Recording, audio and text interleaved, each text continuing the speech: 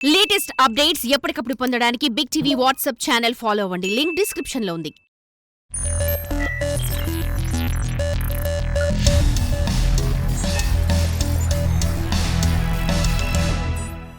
Icon star Allu Arjun cinema భవిష్యత్ అనేది Pushpa 2 hit అయితే ఒకలాగా, పట్ అయితే ఇంకోలా ఉండబోతోంది. ఒకవేళ సినిమా హిట్ అయితే మాత్రం మెగా కాంపౌండ్ సపోర్ట్ లేకుండా, చిరంజీవి స్టాంప్ అనేది లేకుండా ఇండివిజువల్ స్టార్గా ఎదిగి ఇంతటి భారీ బడ్జెట్ సినిమాను సూపర్ హిట్ చేసిన ఘనత అల్లు అర్జున్కి దక్కుతుంది.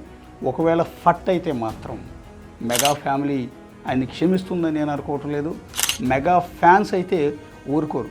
ఇప్పటికే మెగా ఫ్యాన్స్ అల్లు అర్జున్పై దాడి మొదలుపెట్టారు. గత కొద్ది రోజులుగా సోషల్ మీడియాలో విపరీతంగా ట్రోలింగ్ చేస్తున్నారు. ఎంతలా అంటే మెగా ఫ్యాన్స్ చేస్తున్న ట్రోలింగ్ని అల్లు అర్జున్ ఫ్యాన్స్ కూడా తట్టుకోలేనంతగా చేస్తున్నారు. ఎందుకు ఈ పగ? ఎందుకు? అతను కూడా మెగా ఫ్యామిలీ కుటుంబ సభ్యుడే కదా, ఎందుకు అతని సినిమాను ఫ్లాప్ చేయాలని ప్రయత్నాలు చేస్తున్నారు? ఎందుకు అల్లు అర్జున్ టార్గెటెడ్ సోషల్ మీడియాలో ట్రోలింగ్ చేస్తున్నారంటే ఇందుకు అనేక కారణాలు ఉన్నాయి. గత కొద్ది కాలంగా మెగా ఫ్యామిలీకి అల్లు అర్జున్కి కొంత గ్యాప్ అనేది వచ్చింది. ఆ గ్యాప్ ఏ విధంగా వచ్చింది అనేది అది కుటుంబ వ్యవహారం కాబట్టి మనకు తెలియదు. కానీ మొదటి నుంచి కూడా అల్లు అర్జున్ మెగాస్టార్ చిరంజీవిని ఫాలో అవ్వకుండా, ఆ స్టాంప్ అనేది తన మీద పడకుండా, మెగా కాంపౌండ్ నుంచి వచ్చిన వారసుడు అన్న ముద్ర లేకుండా ఇండివిజువల్గా తాను అల్లు ఫ్యామిలీ నుంచి వచ్చిన వ్యక్తిగా, అల్లు రామలింగయ్య మనవడిగా, అల్లు అరవింద్ కుమారుడిగానే సినిమా ఇండస్ట్రీలో నిలదొక్కునే ప్రయత్నం చేశారు.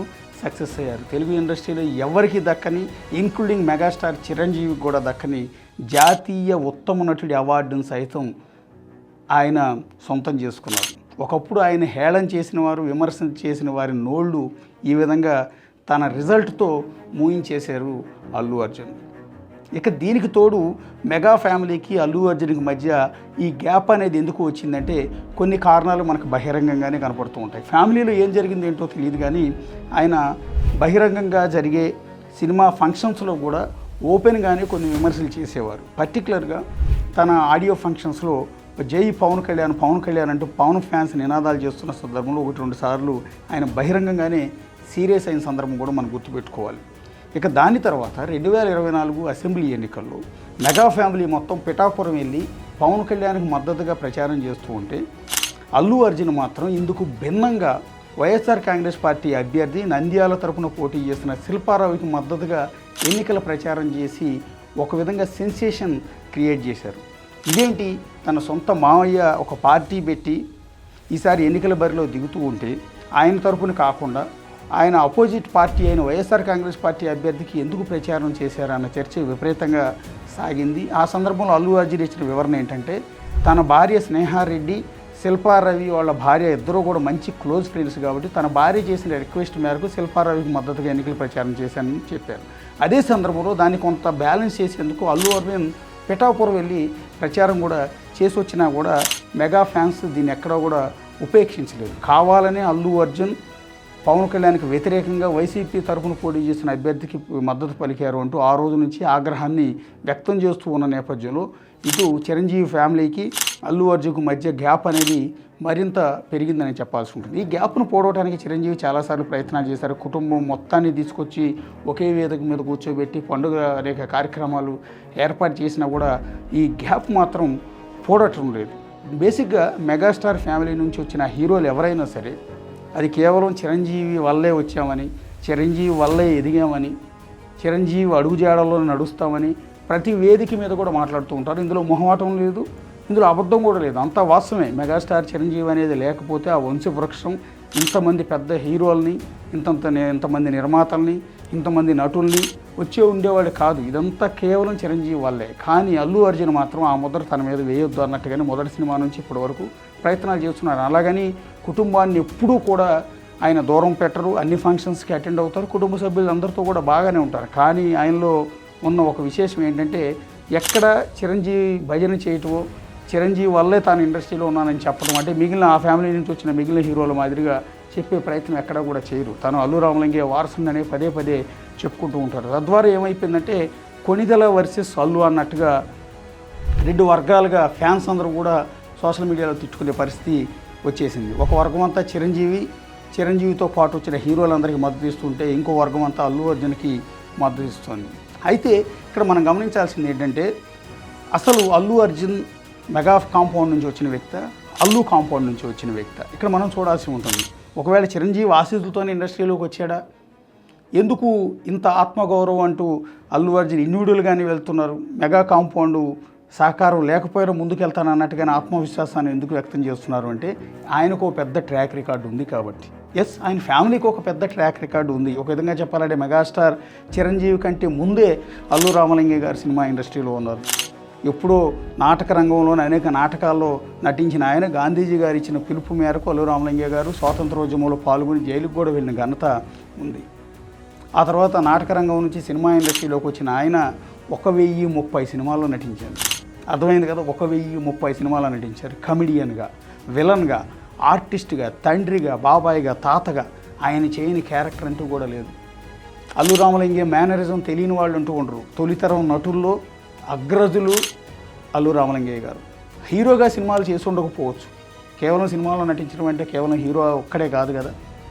సో క్యారెక్టర్ ఆర్టిస్టులు, విలన్లు, ఇతర ఆర్టిస్టులు అందరూ కూడా నటులే. అలా సుస్థిరమైన స్థానాన్ని, ప్రేక్షకుల మధ్యలో చెరిగిపోని స్థానాన్ని సంపాదించిన వ్యక్తి అల్లు రామలింగయ్య గారు. 1030 సినిమాల్లో నటించిన ఆయన ఇప్పటికీ ఆయనకు ఒక విగ్రహం కూడా ఏర్పాటు చేశారు పాలకొల్లులో. అట్లాగే పద్మశ్రీ అవార్డు కూడా దక్కింది ఆయనకి. రేలంగి తర్వాత తెలుగు సినిమా నటుల్లో పద్మశ్రీ అవార్డు పొందిన రెండో వ్యక్తి అల్లు రామలింగయ్య గారు. ఇంత పెద్ద ట్రాక్ రికార్డు అల్లు రామలింగయ్య గారికి ఉంది. 2001 సంవత్సరానికి ఆంధ్రప్రదేశ్ ప్రభుత్వం ఆయనకి అత్యున్నతమైన రఘుపతి వెంకయ్య అవార్డు కూడా ఇచ్చింది. అట్లాగే 2013లో భారత చలనచిత్ర పరిశ్రమ 100 ఏళ్ళు పూర్తి చేసుకున్న సందర్భంలో విడుదలైన 50 తపాలా బిళ్ళల్లో ఒకటి అల్లు రామలింగయ్య గారి జ్ఞాపకార్థం. సో ఎంత పెద్ద ట్రాక్ రికార్డు ఉంటే, ఎంత గొప్ప నటుడు కాకపోయి ఉంటే ఇంత గౌరవమైన సముచితమైన స్థానం అల్లు రామలింగయ్య గారికి దక్కుండేది. ఆయన నటించిన సినిమాలు భోగ మనుషులు, దొంగ రాముడు, మాయాబజార్, ముత్యాల ముగ్గు, మనవూరి పాండవులు, అందాల రాముడు, శంకరాభరణం, ఇలా ఒక్క సినిమా కాదు, 2 కాదు, 1030 సినిమాల్లో ప్రతి సినిమాలోనూ అల్లు రామలింగయ్య గారి రోలు ఎప్పటికీ కూడా జనాలకి గుర్తుండిపోతుంది. అది కామెడీ యాక్టర్ అయినా, విలన్ క్యారెక్టర్ అయినా, సైడ్ క్యారెక్టర్ అయినా, తండ్రి క్యారెక్టర్ అయినా, బాబాయ్ క్యారెక్టర్ అయినా. అట్లాగే మనుషులంతా ఒకటే సినిమాలో ముత్యాలు వస్తావా, అడిగింది ఇస్తావా అంటూ ఆయన పాట ఇప్పటికీ ఆ జనరేషన్, ఈ జనరేషన్, ఏ జనరేషన్ అయినా మర్చిపోతారా? అదొక ట్రెండ్ సెట్టర్ తెలుగు సినిమా ఇండస్ట్రీలో అప్పట్లో. ఆ తర్వాత కేవలం నటుడిగా మాత్రమే కాకుండా గీతా ఆర్ట్స్ బ్యానర్ ఏర్పాటు చేసి బంట్రోతు భార్య, దేవుడు దిగి వస్తే, బంగారు పథకం లాంటి సినిమాలు తీశారు. సో అదే గీతా ఆర్ట్స్ బ్యానర్ని తర్వాత అల్లు అరవింద్ గారు కొనసాగిస్తూ వస్తూ ఉన్నారు. అంటే అల్లు రామలింగయ్య గారు నిర్మాతగా మొదలుపెట్టిన ఆ బ్యానర్ ఎప్పటికీ కంటిన్యూ అవుతుంది. అల్లు అరవింద్ గారు వందలాది సినిమాలు నిర్మిస్తూ వస్తున్నారు. ఎన్నో హిట్లు ఉన్నాయి అందులో. సో ఒకటి కాదు, 2 కాదు, గీతా ఆర్ట్స్ బ్యానర్లో వచ్చిన సినిమాల రికార్డు, నెలకొల్పిన రికార్డులు అన్నీ కాదు.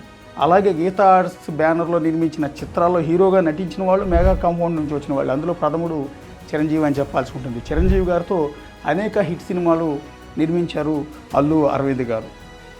కమల్ హాసన్తోనూ, శివాజీ గణేశన్తో కూడా అనేక సినిమాలు నిర్మించారు అల్లు అరవింద్ గారు. చిరంజీవి గారితో తీసిన యమకింకరుడు, శోభలేఖ, మంత్రి గారి వెంకట సినిమాలు అయితే అప్పట్లో సూపర్ డూపర్ హిట్. పసివాడి ప్రాణం, అత్తకేముడు, అమాయక మొగుడు, రౌడీ అల్లుడు, అన్నయ్య లాంటి సినిమాలు కూడా అల్లు అరవింద్ సొంత బ్యానర్ గీతా ఆర్ట్స్ నుంచి వచ్చినవి. అట్లాగే కేవలం చిరంజీవే కాదు, చిరంజీవి వారసుడు రామ్ చరణ్ హీరోగా వచ్చిన మగధీర లాంటి బ్లాక్ బస్టర్ హిట్ సాధించిన సినిమా కూడా నిర్మించింది గీతా ఆర్ట్స్ అల్లు అరవింద్ గారే. సో అంతటి ట్రాక్ రికార్డు.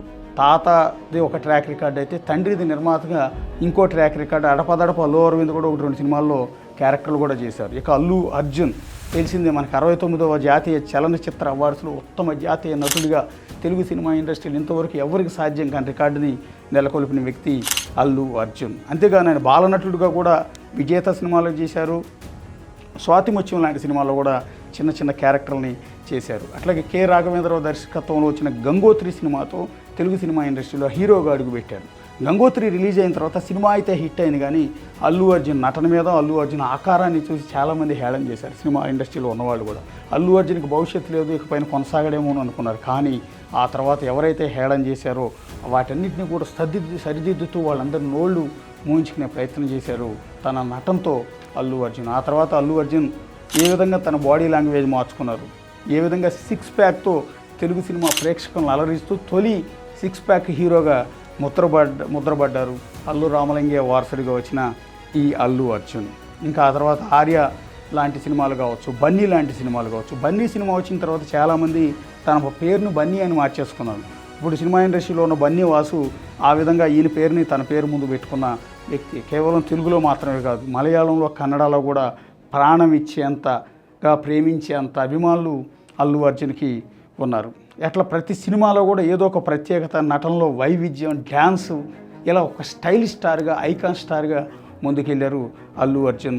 మల్టీ స్టారర్ సినిమాలు అనేక సినిమాల్లో వేరే హీరోతో నేను కలిసి నటించకూడదన్న ఆ భావాన్ని పక్కన పెట్టి మల్టీ స్టారర్ సినిమాల్లో ఎక్కువగా ఆయన నటించారు. అనేక అవార్డులను కూడా ఆయన సొంతం చేసుకున్నారు. జాతీయ ఉత్తమ నటుడే కాకుండా ఫిల్మ్ఫేర్ అవార్డుని సొంతం చేసుకున్నారు. 2015 ఫిల్మ్ఫేర్ ఉత్తమ సహాయ నటుడు రుద్రమదేవి సినిమాకి ఆడా ఉంటా ఏడా ఉంటానంటూ ఆయన డైలాగులతోనే ఆ అవార్డులు సొంతం చేసుకున్నారు.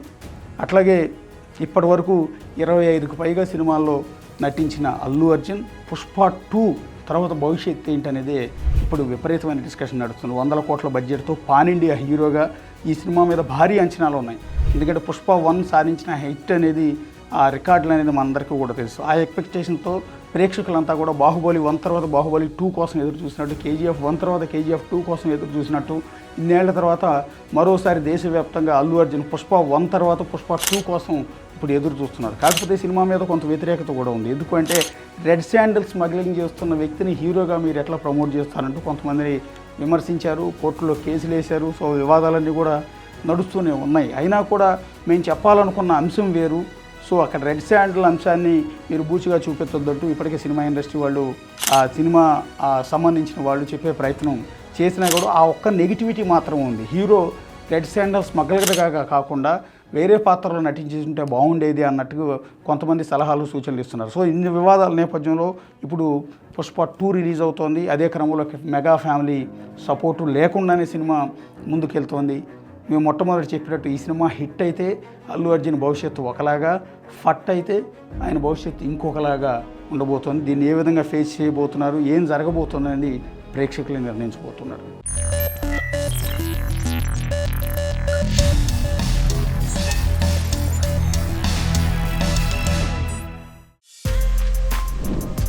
For more videos like this, subscribe Big TV channel.